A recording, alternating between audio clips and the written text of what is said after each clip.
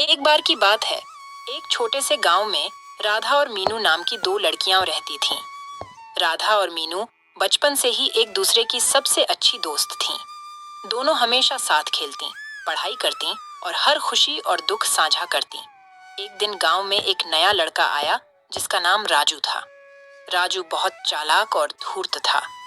उसने देखा कि राधा और मीनू की दोस्ती बहुत गहरी है और उसने उन्हें अलग करने का फैसला किया। राजू ने राधा से दोस्ती की और उसके कान भरने शुरू कर दिए कि मीनू उसके बारे में बुरा सोचती है।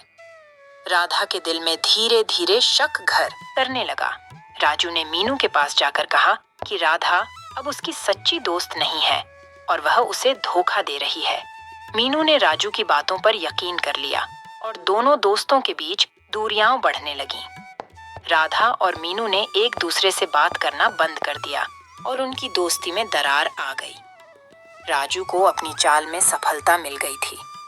वह खुश होकर सोचता कि अब दोनों कभी भी दोस्त नहीं बन पाएंगी।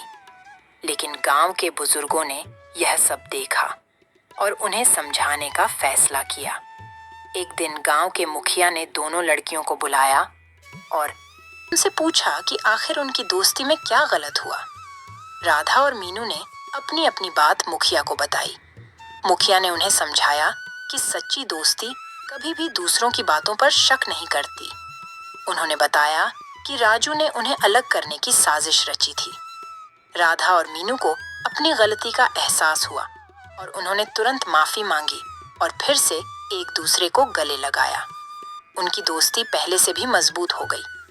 उन्होंने राजू को भी समझाया कि सच्ची दोस्ती को तोड़ना आसान नहीं होता और उसे भी अपनी गलती का एहसास कराया।